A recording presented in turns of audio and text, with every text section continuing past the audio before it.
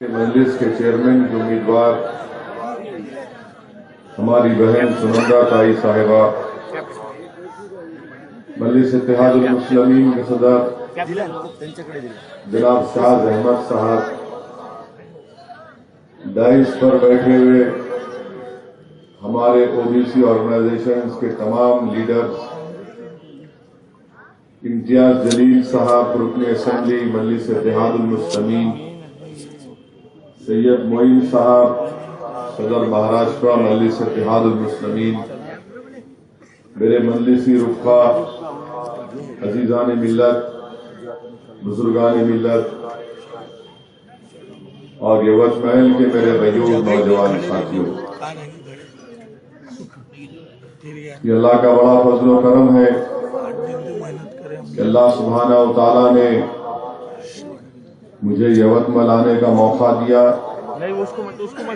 और आज के जलसे से आपके दरमियान में खड़े होकर अपनी कुछ बात करने का मौका इनायत फरमाया। मैं सुबह में कुछ सोच रहा था कि आज के जलसे में आपसे क्या बात करूं, कौन सी बात आपके सामने रखूं, कौन सा उन्वान आपके सामने रखूं, कौन से मुद्दे को आपके सामने रखूं, कौन से हमारे और आपके मसाइल को आपके सामने रखूं, ताकि आपको आसानी हो फैसला लेने के लिए जब आप 27 तारीख को वोट डालने जाएंगे। जब मैं ये सोच रहा था तो अचानक दरवाजे पर, होटल के दरवाजे पर किसी ने खटखटाया और आकर कहा कि आपके लिए एक पैगाम है। मैंने कहा मेरे लिए क्या पैगाम है? तो कहा गया कि बीजेपी शिवसेना हुकूमत की तरफ से आपको एक लेटर दिया जाने वाला है। मैंने कहा क्या लेटर है वो? तो पुलिस के आला ओहदेदार आए, आकर मुझसे मुलाकात की और ये कहा कि सर आपको सीआरपीसी 129 की हम नोटिस दे रहे हैं, 149 की। मैं बोला किस लिए दे रहे हैं भाई? क्योंकि मैं 7 तारीख को मेरा जलसा नांदेड़ में हुआ।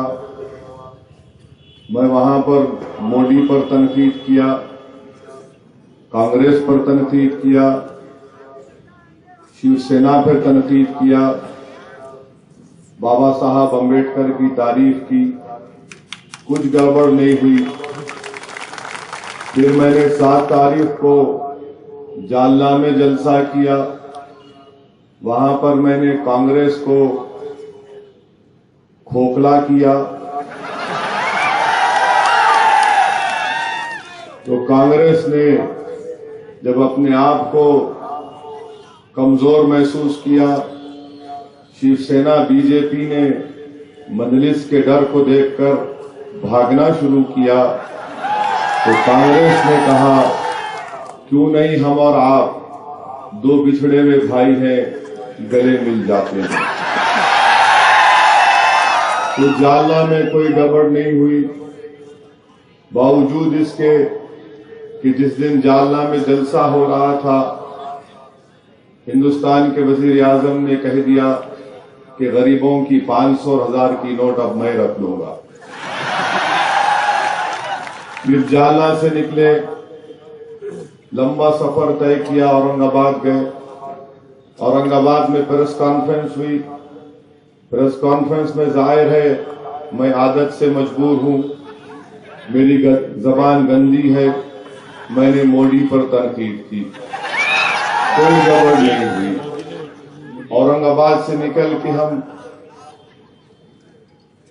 भूसावल गए, वहां पर अल्हम्दुलिल्लाह बड़ा जलसा हुआ। फिर वहां पर हम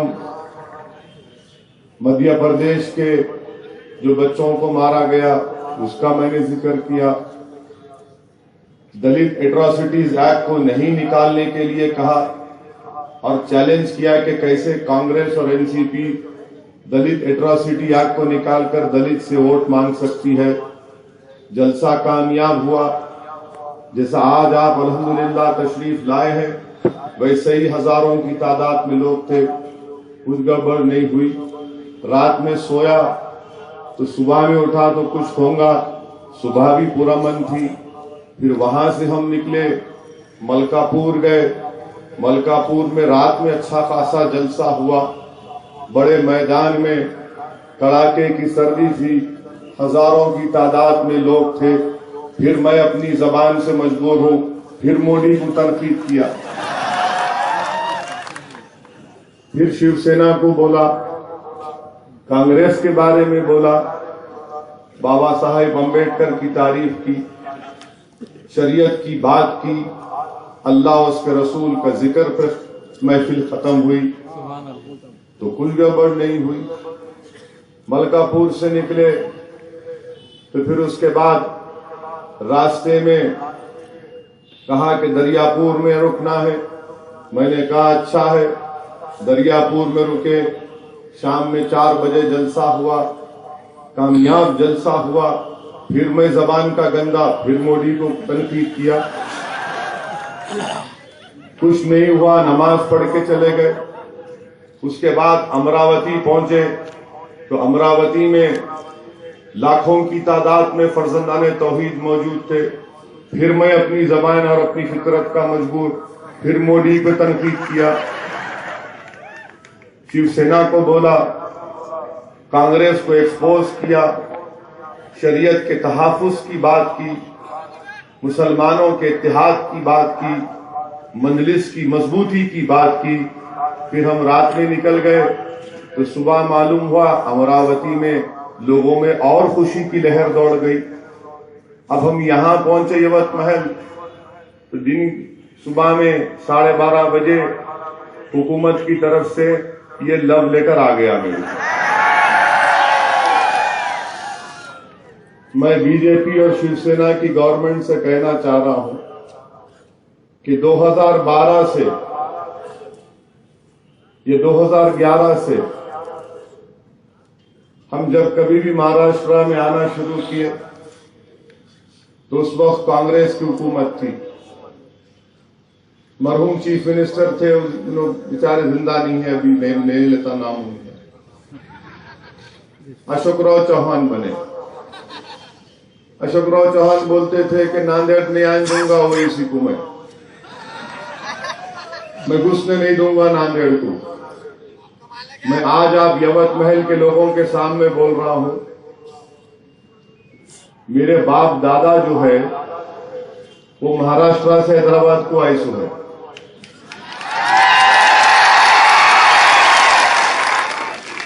मेरे दादा के, मेरे ख्याल से परदादा की एक बहुत बड़ी जोड़ी थी नांदेड़ में।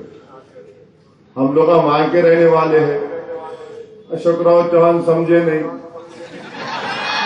रोकते गए। हम बोले तुम रोकेंगे, हम नहीं दबेंगे। फिर हम गए और नांदेड़ में इलेक्शन जीता तो कांग्रेस की हवा निकल गई। औरंगाबाद गए तो औरंगाबाद में 3-3 मरतबा मेरे को रोक दिए। जलसा कल है, आज सुबह में पुलिस वाले आ जाते थे। मालेगांव में इफ्तार की दावत में गया, हालत रोजा में हूं तो नोटिस ला के दे दिए। मैं बोला भाई रोजा खोलने जा रहा हूं, तो बोले तकरीर नहीं करना तुम। मैं बोला इशारों से करूं, आ आ ऊ आ, तो बोले नहीं वो भी नहीं कर सकते। मैं बोला ठीक है, खजूर खा ले, रोजा खोल लूं। बोले हाँ रोजा खोल लो, भीड़ सबको जमा करो। बोला मेरे हाथ में नहीं है, अल्लाह मेरे जबान में मकनातीस पैदा किया, मैं क्या करूं। ऐसा ही करते करते करते हर जगह रोकते गए कांग्रेस वाले। इन्होंने आना, इन्होंने आना, इन्होंने आना, मगर मैं जाते गया, आते गया, पहुंचता गया। हुआ क्या, रोकने वाले खुद चले गए, मगर मैं आज भी यहां खड़ा हुआ हूं। तो मैं बीजेपी शिवसेना गवर्नमेंट से बोलना चाह रहा हूं, मेरे पीछे क्यों पड़े हुए भाई आप? कांग्रेस के लीडर आते, उनको क्यों नोटिस नहीं देते आप? उनसे आपका क्या रिश्ता है? उनसे आपको क्या मोहब्बत है? तो मालूम हुआ कि कांग्रेस वाले कुछ बोलते ही नहीं ना, मुंह में जबान है मगर वो तासीर नहीं है जो दिलों तक पहुंच सके।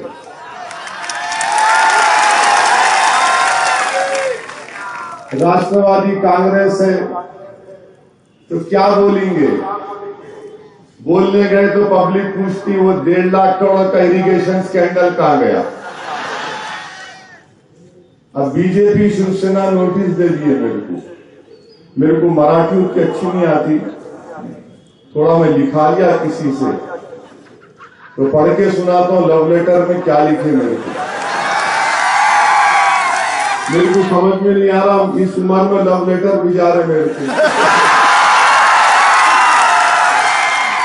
मैं बूढ़ा नहीं हुआ, मैं अभी जवान हूं और अल्लाह मुझे अगर 75 साल तक भी जिंदा रखा तो मेरा दिल जवान रहेगा। मराठी में लिखे हमारे डॉक्टर माने साहब कॉन्स्टिट्यूशनल एक्सपर्ट है बीआरएसपी के, क्या लिखे मराठी में नोटिस में? कोणताही प्रकारच्या अक्षप्रिय विधान व इतर जाती धर्म व बात टीका टिप्पणी होणार नाही किंवा इतर जाती धर्मात तीर निर्माण होईल असा विधान किंवा वक्तव्य होणार नहीं। अब मैं जो बात बोलूंगा फिर ये पढ़ दूंगा, देने वालों को तकलीफ हो जाएंगी 10 बजे तक। अगर पेट की दर्द की दवा है तो मंगा लो,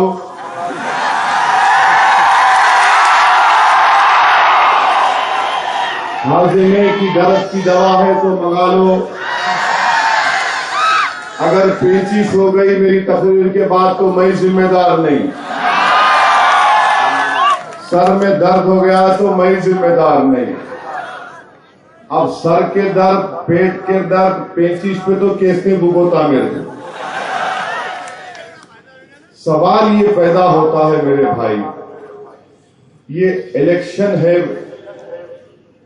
मुझे नोटिस अगर देना था तो महाराष्ट्र की स्टेट इलेक्शन कमीशन बोलती पुलिस को तुम दो, मगर हुकूमत की तरफ से नोटिस दे दिए मेरे को। मेरे भाई मैं कौन सा बुरा आदमी हूं? मैं क्या गुनाह किया अब तक? अल्हम्दुलिल्लाह महाराष्ट्र में जहां कहीं भी मेरे जलसे हुए, अल्लाह के फजलो करम से वो कामयाब हुए, अमन रहा। और मैं पुलिस के आला अहदेदार से भी कहा कि आप जाइए, इंशाअल्लाह अमन रहेगा। हम अमन को खराब करने नहीं आए, हम यवतमहल के अमन को मजबूत करने को आए। हम हिंदू मुसलमानों में नफरत पैदा करने को नहीं आए, हम मुसलमान, दलित और ओबीसी के दिलों को मिलाने के लिए आए। हम यवतमहल में एक इनकलाब बर्पा करने को आए। हम यवतमहल के मुस्लिम और दलित बस्तियों को जो डार्क जोन कर दिया गया उसको लाइट जोन करना चाहते हम। अंधेरे इलाकों को रोशनी में तब्दील करना चाहते। जहां पर पीने का पानी नहीं है वहां पानी पिलाना चाहते। और जब कामयाब हो जाएंगे तो मुसलमान दलित बस्तियों को भी पानी पिलाएंगे और कांग्रेस, शिवसेना, बीजेपी बिल्कुल पानी पिलाएंगे। पानी पिला पिला के तड़पाएंगे इंशाअल्लाह। हम उनको नोटिस दे रहे क्या भाई साहब पूरे महाराष्ट्र में आपको कोई दूल्हे भाई नजर आए? नहीं आए, नहीं नजर आया। ये लव लेटर दिए तो अब हमारे घर में क्या सोचना। 8 दिन से बाहर हूं, ऊपर से बदनाम करते मुसलमान 2-2 शादियां करते। मेरे को भी घर जाना है भाई, मैं डरता हूं अपने घर में। बाहर बहुत मरद बनता हूं, घर में नहीं बन सकता मैं। हमारे को लव लेटर दे दिए, वो ट्विटर पे कोई डाल दिए हमको लव लेटर मिला, तो हैदराबाद से इंक्वायरी आई ये कौन सा लव लेटर इस उम्र में। मेरे को समझ में नहीं आता कि आखिर हमारे को ही क्यों लव लेटर। क्या आप कभी शिवसेना के लीडर को लव लेटर देंगे? नहीं देते। नहीं, उन्होंने तो उनके दूल्हे भाई है, उनको नहीं दे सकते। उनको कहां दे सकते भाई, उन्हें तो माई बाप है, हमको ही पीछे। ये समझ में नहीं आता। मैं आया यहां पर कि भाई यवत महल में, ये बस्तियों में अच्छे काम होना, स्कूल होना, आदिवासी जिला है, आदिवासियों की जमीन पर गैर आदिवासी को जमीन दे दे रहे, आदिवासियों के स्कूल में आदिवासी बच्चियों को उनका जिनसी इस्तेसाल हो रहा। अब मैं पूछना चाह रहा हूं, क्या ये सब बोलना कोणताही प्रकारच्या अक्षरप्रिया विधान व इतर जाती धर्माबाबत टीका टिप्पणी होणार नहीं, ये है क्या उसमें? आप बोलो आता क्या? मैं जो कुछ बोला उसमें आता क्या? फिर आप बताइए मैं कौन सी बात कर रहा हूं भाई। मैं जमीन के अंदर की आसमान की बात नहीं कर रहा हूं। मैं यवत महल के सरजमीन पर रहने वाले गयूर लोगों के मसाइल की बात करने आया हूं। हम ये बताने आए हैं कि हमारा बीआरएसपी से इत्तेहाद है। हम ये बताने आए हैं कि हमारी दलित बहन को कामयाब करो। हमारी बहन एमए पीएचडी पढ़ी लिखी भी है, इससे पढ़ी लिखी कोई कैंडिडेट दिखाओ मेरे को।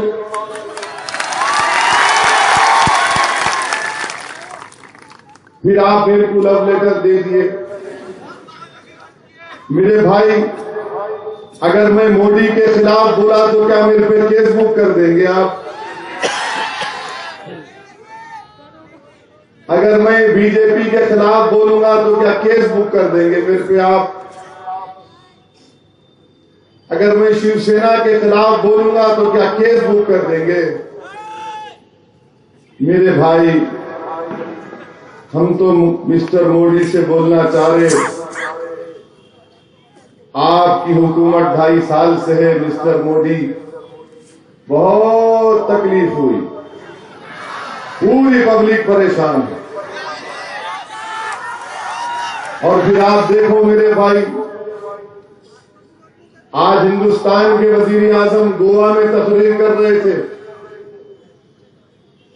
तकरीर करते हुए कहा, बल्कि जापान में तकरीर करते हुए हंसते हुए कहा, रात के 8 बजे 500 रुपये चले।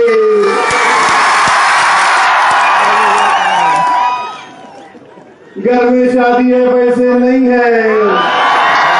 और फिर वजीर आजम हंस रहे। हिंदुस्तान के वजीर आजम, जिसके घर में शादी हो रही होगी उसके बाप पर क्या गुजर रही होगी। जिसके बाप को अपनी बेटी की शादी करना है, जिस भाई को अपनी बेटी के शादी के पैसों का इंतजाम करना है, आप हंसकर उनकी गुर्बत का मजाक उड़ा रहे हैं वजीर आजम साहब। मैं फिर से अदब से पूछ रहा हूं महाराष्ट्र गवर्नमेंट पे, केस तो नहीं बुक करेंगे ना? नोटिस तो दे दिए, मैं मोदी के खिलाफ बोला, केस तो नहीं बुक करेंगे ना? फिर आप बताइए, हमारे वजीर आजम 500,000 रुपये लेगी आपसे। मैं आपको यकीन दिला रहा हूं कि औरंगाबाद से निकल के भुसावल से मलकापुर से हिंगोली से दरियापुर से यवत महल गाड़ी में सफर किया हूं, हेलीकॉप्टर में नहीं। और जहां कहीं भी मैं देखा, बैंकों में गरीब लोग खड़े हुए हैं, कपड़े फटे हुए हैं, धोती पहने हुए खड़े हुए हैं, दलित खड़ा हुआ है, मुसलमान खड़ा हुआ है, आदिवासी खड़ा हुआ है, लेडीज खड़े हुए हैं, बुर्खापोश खवातीन खड़े हुए हैं, और रोक कर पूछते हैं कि अम्मा, बाबा, मेरे भाई कितने घंटे से खड़े हैं? तो बोल रहे, भाई साहब 7 घंटे से खड़े हैं। क्यों खड़े हैं? तो बोल रहे, हमको 1000 रुपये निकालना है, हमको 1000 रुपये निकालना है। हिंदुस्तान के वजीर आजम, आप तो कभी निकलते नहीं ना, आप तो खाली जापान में जाकर हमारी गरीबी का मजाक उड़ाते आए। एटीएम में पैसे नहीं है, बैंक में पैसे नहीं है, पब्लिक बेकाबू है, मोदी जापान में है। अब आगे जापान से तो गोवा में तकरीर करते हुए बोल रहे, हिंदुस्तान के वजीर आजम हिंदुस्तान की आवाम पर अपना एहसान जता रहे हैं। हिंदुस्तान का कोई ऐसा वजीर आजम नहीं गुजरा जिसने आवाम पर एहसान जताया। अगर मैं एमपी बना, हमारी बहन इंशाअल्लाह चेयरमैन बनेगी, हमारे उम्मीदवार कॉर्पोरेटर बनेंगे, इम्तियाज जलील एमएलए है, तो हम एहसान नहीं जता सकते, बल्कि पब्लिक ने हम पर एहसान किया, हमको कामयाब करके पब्लिक ने हम पर एहसान किया। मेरे भाई, गर्मा के मौसम में, पार्लियामेंट के इलेक्शन में गरीब चाहे हिंदू हो, दलित हो, मुसलमान हो, भूखा रहकर 2-2 घंटे चिलचिलाती धूप में खड़े होकर वोट डालता है, भूखा रहकर वोट डालता है, अपने घर को जाता है। हर पार्टी का वर्कर भागता है, चाहे बीजेपी का हो, शिवसेना का हो, मजलिस का हो, अपनी पार्टी के लिए भूखा काम करता है। और ये किस लिए काम करता है कि मेरी पार्टी जीते। ये वाहिद वजीर आजम है जो हिंदुस्तानियों पर एहसान जतला रहे हैं। मेरे भाई, अगर असदुद्दीन ओवैसी को अल्लाह 200 साल भी खुदा न खास्ता उम्र देगा, तो मैं आपकी मोहब्बत का 1 मिनट भी उसका शुक्रिया अदा नहीं कर सकता। ये ईमानदारी से कह रहा हूं, क्योंकि मैं तो कुछ नहीं हूं ना, कभी इंशाअल्लाह ताला हम वजीर बनेंगे, हमारी गाड़ियों पर लाल बत्ती नहीं आएगी। हम लड़ने वाले लोग हैं, हम फकीर लोग हैं, हम लड़ते रहेंगे, लड़ते रहेंगे, लड़ते रहेंगे, और आवाम के दरमियान में ठहर कर हुकूमतों से, जालिमों से, वक्त के फिरौन से, वक्त के नमरूद से, वक्त के यजीद से लड़ते रहेंगे, मनुवादी ताकतों से लड़ते रहेंगे। और जब दुनिया से जाएंगे तो तुम्हारे कंधों पर अपने अपने कब्रिस्तान को जाएंगे इंशाअल्लाह, और तुम्हारी दुआओं से अल्लाह हमारी मग़फ़िरत भी करेगा। तुम जब हमको जमीन में डालोगे तो तुम्हारी जबान से जो दुआ निकलेगी अल्लाह उसको कबूल करेगा। हम एहसान नहीं जतला सकते। हिंदुस्तान का कोई politician, MP, minister, MLA, corporator Hindustan के अवाम पर एहसान नहीं जतला सकता। अगर हम अपना जिस्म की चमड़ी काट के भी अवाम को दिए तो हम एहसान नहीं जतला सकते। अगर हम अपना खून अवाम को बेच भी दिए तो अवाम का एहसान नहीं जतला सकते। आज हिंदुस्तान के वजीर आजम ने कहा कि मैंने अपना सब कुछ त्याग कर दिया इस देश के लिए, मैंने अपने खानदान को छोड़ दिया इस देश के लिए, मैंने सब कुछ छोड़ दिया। और अचानक मुगल आजम का पिक्चर का सीन याद आ गया कि जज्बाती हो गए शेखू।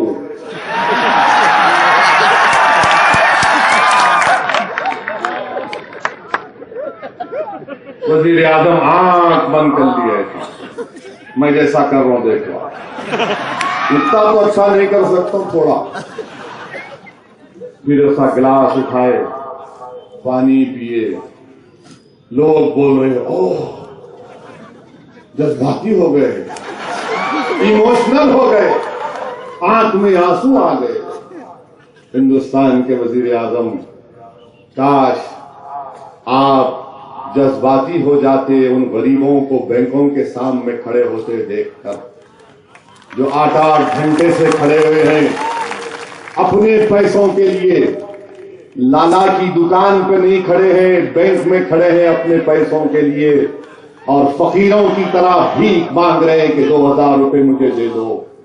काश आपकी आंख में आंसू आ जाते वजीर आजम, कि जिस घर में शादी होने का है उस बाप पर, उस मां पर क्या गुजर रही होगी।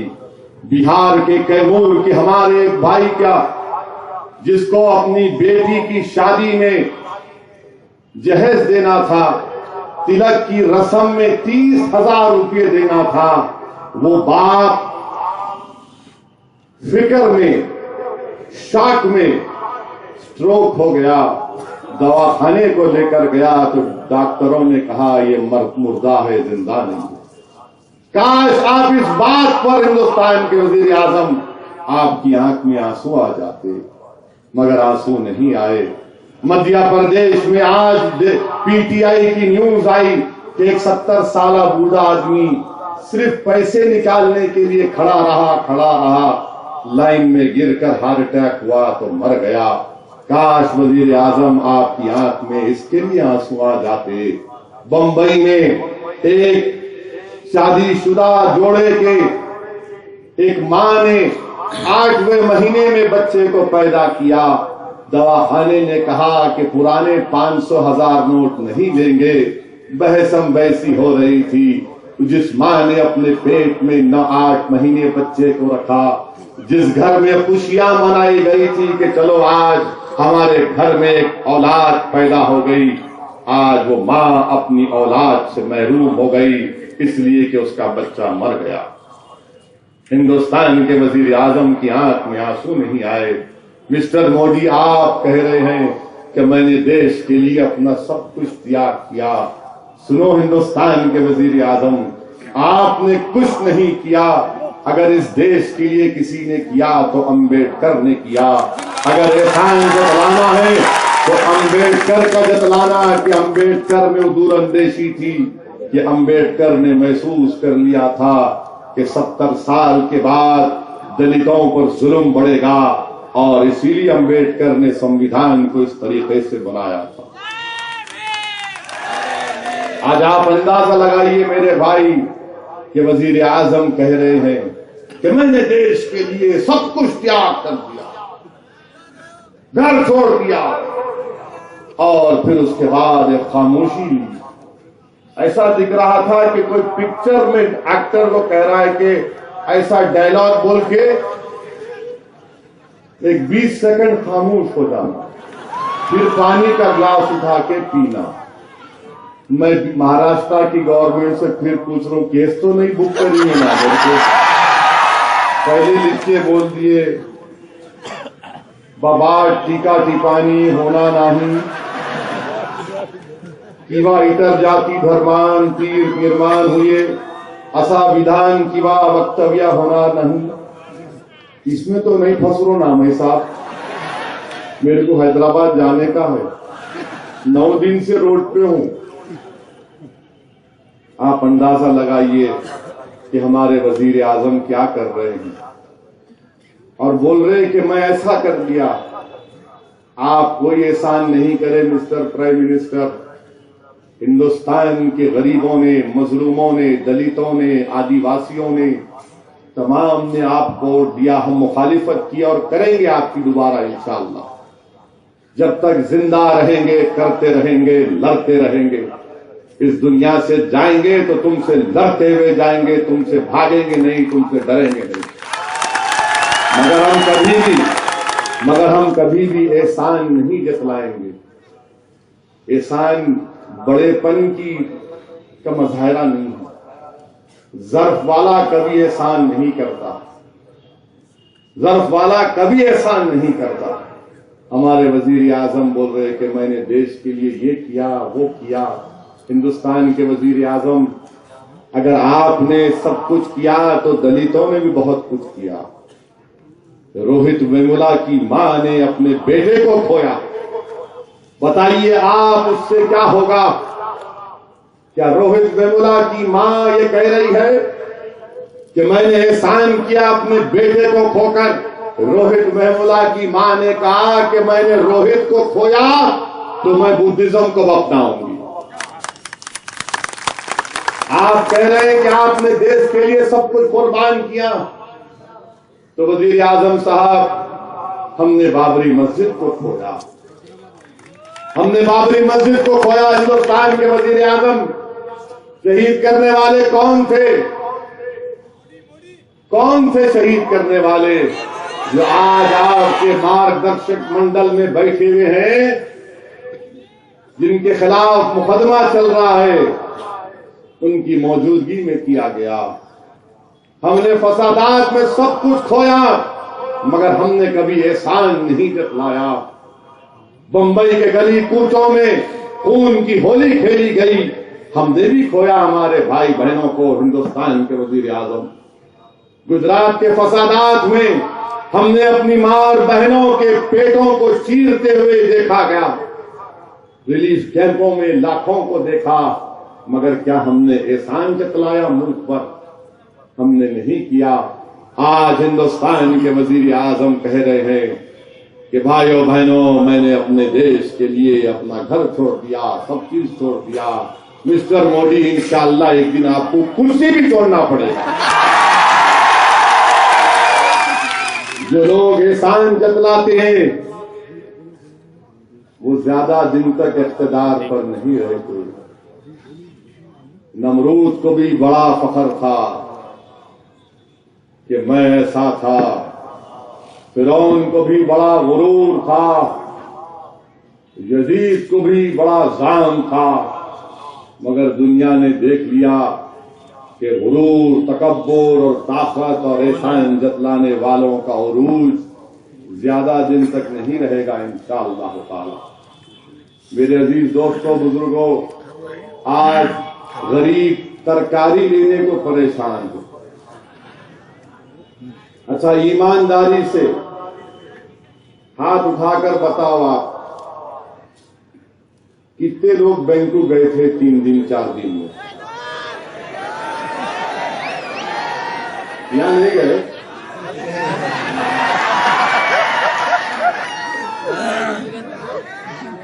क्या आप लोगों को पुलिस वाले नहीं उठा सकते ड्यूटी पे? बाद में उन्होंने हाथ उठा लेते घर को जाके।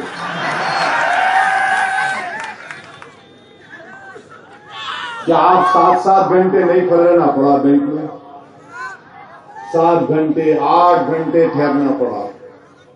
तब जहां 12 घंटे बोल रहे कोई, 12 घंटे में खाली 2000 रुपये मिले आपको।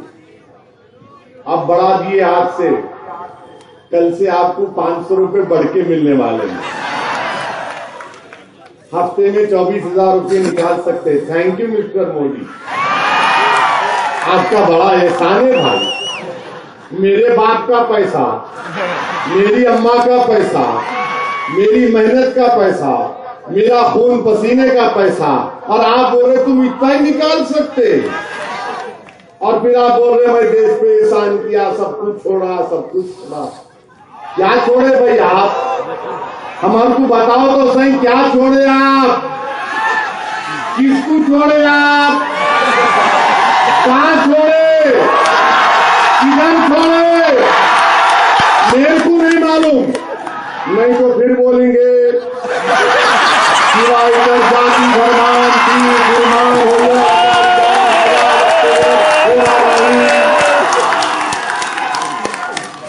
आप सब चीज छोड़ रहे, हम नहीं छोड़ना चाह रहे तो बोले तुम छोड़ दो। क्या छोड़े, किधर छोड़े, क्यों छोड़े? हिंदुस्तान बहुत बड़ा है मिस्टर मोदी। आपके जैसे 1000 मोदी और ओवैसी आ जाएंगे, चले जाएंगे, मगर ये भारत हमेशा रहेगा इंशाअल्लाह ताला। आज एक आदिवासी लीडर से मेरी मुलाकात हुई, क्या नाम था भाई का? माधुराव सरकुंडे साहब मेरे को बोले, असद साहब आपकी बात अच्छी नहीं है। मैं बोला मेरी हर बात ही अच्छी नहीं है, कब बताओ आप क्या अच्छी नहीं है? ये बोले नहीं मैं मोहब्बत से बोल रहा हूं। मैं बोला क्या बोल दिए? बोलिए अपनी तकरीर में तुम बार बार हिंदुस्तान हिंदुस्तान क्यों बोलते? ये हिंदुस्तान हिंदुओं का नहीं है, तुम भारत बोलना। मैं बोला ये बात पे दम है, भारत, उसके आगे नहीं बोलता मैं, भारत पे रुक जाता हूं। अब जो मीम से शुरू होता उसको नहीं बोलता मैं, भारत पे रुक जाऊंगा। अब मीम से बोले तो मीम से मुसलमान, मीम से मीठा, मीम से मंजलिस, मीम से बहुत चीजें हैं, मगर वो नहीं बोलता मीम का। भारत पे खत्म। हम भारतवासी हैं, हम क्या बोलेंगे? जय हिंद बोलेंगे, भारत जिंदाबाद बोलेंगे। आरएसएस कुछ बोलती होंगी, बोलने दो बच्चों को। कहीं आरएसएस को बोला तो केस नहीं बुक करेंगे ना मेरे से पूछते शिवा इतर जाति धर्मान नहीं। ऐसा ही नोटिस देते रहे कि एक दिन मराठी बोलना शुरू कर दूंगा इंशाअल्लाह।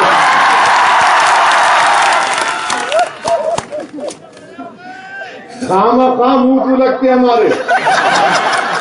अच्छा खासा बैठा हुआ था मैं, पेट मेरा खराब हुआ, दवाएं मैं खा रहा हूं, इन्हों लाके मेरे को ग्लूकोज दे दिए, बोलो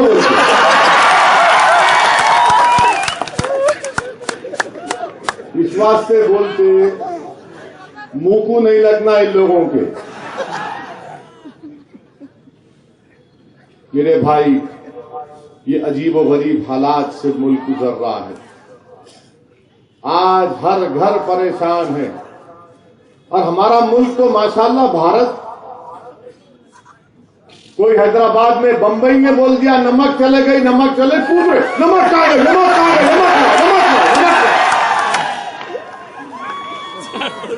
ये कौन से नमक हराम पैदा हो गए? नमक से किलो पैदा करे।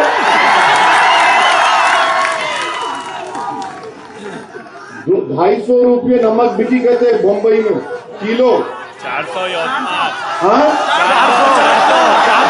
400, यानी अभी बकरे का गोश्त और नमक एक ही कीमत पे। मुबारक मोदी साहब, मुबारक, खाने वाला खाने,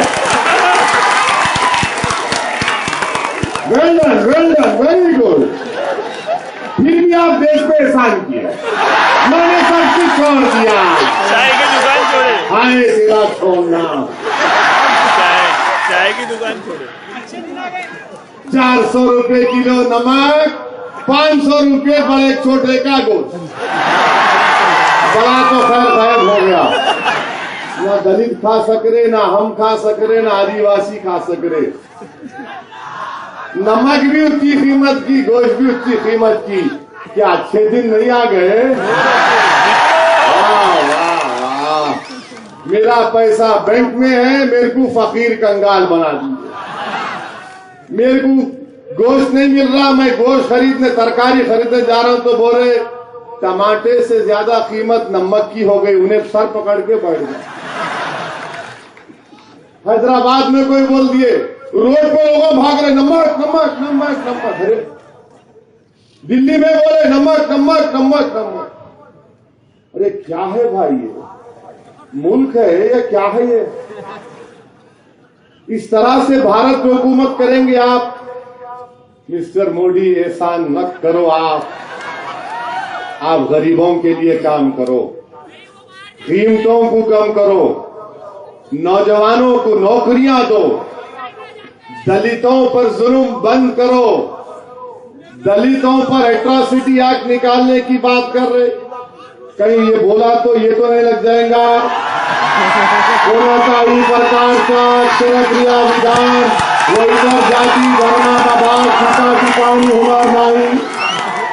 एट्रॉसिटी नहीं निकालना बोलो, केस लगाते क्या 149 क्या है कि भाई आज के जिसको बोले आतंकवादी बोल के गोली मार दे रहे, रोहित वेमुला को बोलेंगे दलित ही नहीं है तो उसको मरना जायज करार दीजिए। किसका राज नहीं चल रहा, अपना राज चलेगा इंशाअल्लाह ताला। याद रखें, हिंदुस्तान में अवाम का राज चलेगा, ठेकेदारों का जालिमों का राज न कभी चला है न चलेगा। हिंदुस्तान ने देख लिया कि इंदिरा गांधी ने जुल्म किया तो भारत के भारतवासियों ने निकाल कर फेंक दिया। मोरारजी देसाई ने हुकूमत नहीं की तो भारत के भारतवासियों ने निकाल कर फेंक दिया। राजीव गांधी ने बाबरी मस्जिद के ताले खोले, इख्तिदार से महरूम हो गया। नरसिम्हा राव बाबरी मस्जिद को शहीद कराया तो मरने से भी परेशानी हो गई। और आज आप आए हैं तो याद रखिए ये भारत बहुत बड़ा है, भारत बहुत बड़ा है और रहेगा। मुल्क मुझसे और आपसे बड़ा हिंदुस्तान के वजीर आजम। फिर से पूछ रहा हूं, बीजेपी शिवसेना से केस तो नहीं बुक करेंगे ना? क्या लिखिए, वो इतर जाति धर्माबाद टीका टिप्पणी होना नहीं। मैं कुछ नहीं बोल रहा हूं, कानून के दायरे में बोल रहा हूं। केस बुक नहीं कर सकते मेरे पे, आप नहीं बुक कर सकते, इसलिए कि मैं हक को बयान कर रहा हूं। मेरे भाई, अब हम एक ही बात कहना चाहेंगे हुकूमत से, ये अंधेरे बहुत हो गए। तो किसी शायर ने अच्छा कहा, इस अंधेरों का जिगर चीर कर नूर आएगा। इस अंधेरों का जिगर चीर कर नूर आएगा। तुम हो फिरौन तो मूसा भी जरूर आएगा।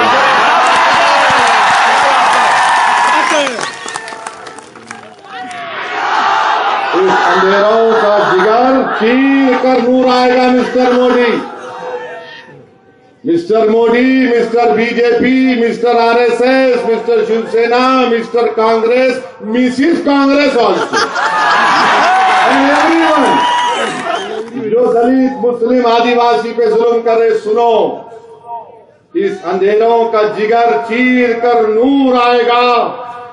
तुम हो फिरौन तो मूसा भी जरूर आएगा। अभी बीच में नहीं बोलना, ए बंद करो। एक आदमी बोले बात से बीच में नहीं बोलना। पहले मेरे को नोटिस दिए, तुमको भी दे देंगे। फिर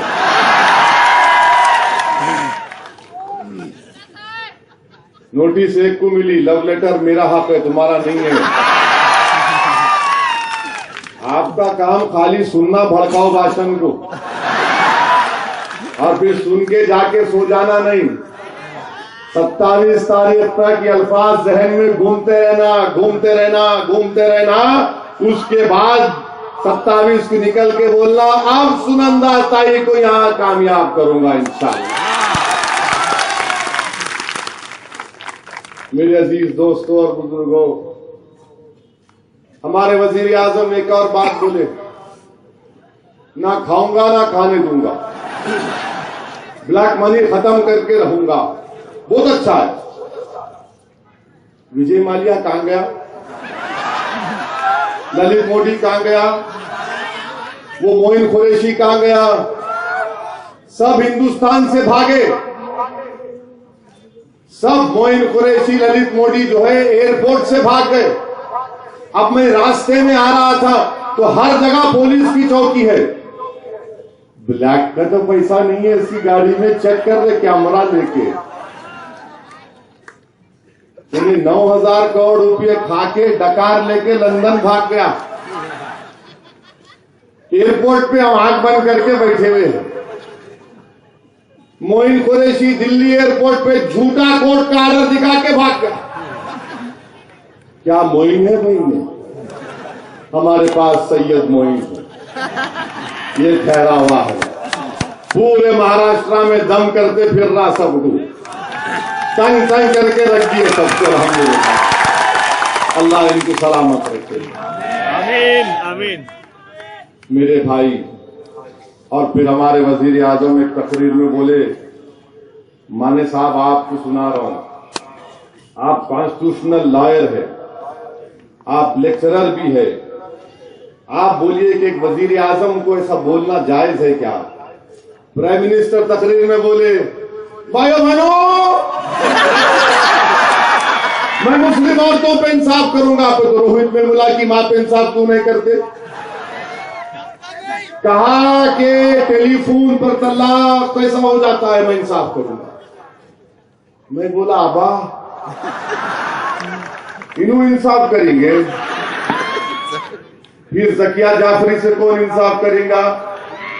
इशरत जहां की मां से कौन इंसाफ करेगा? मित्रों आप बताइए कि शरीयत का मामला हमारा है। छोड़ दो वो कचरा ही छोड़ दो। हमारे आदिवासी भाइयों की तहजीब अलग है। मैं अखबार में पढ़ा था कि महाराष्ट्र में जो गोंड लोग हैं, उन्होंने कलेक्टर को एक रिप्रेजेंटेशन दिया कि हमको तकलीफ होती जब रावण को जलाते। रावण हमारे लिए खुदा के बराबर है, आप नहीं जलाना। ये हिंदुस्तान की तहजीब है, ये हिंदुस्तान का प्लुरलिज्म है, ये हिंदुस्तान की डाइवर्सिटी है, ये हिंदुस्तान की खूबसूरती है, ये हिंदुस्तान की सारी दुनिया में पहचान है कि लोग राम को भी मानते और रावण को भी मानते। लोग रावण को मानते, राम को मानते, अल्लाह को भी मानते।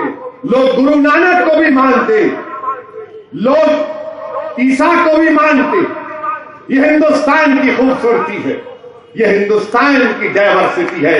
और बीजेपी क्या बोल रही है कि नहीं एक ही मजहब रहेगा, बाकी सब पीछे हट जाना। इस पे तो केस नहीं बुक करेंगे ना। फिर बोलेंगे, क्या बोलेंगे? दिवाली पर जाति धर्मान विधान शिवा वक्तव्य होना नहीं। मैं डाइवर्सिटी की बात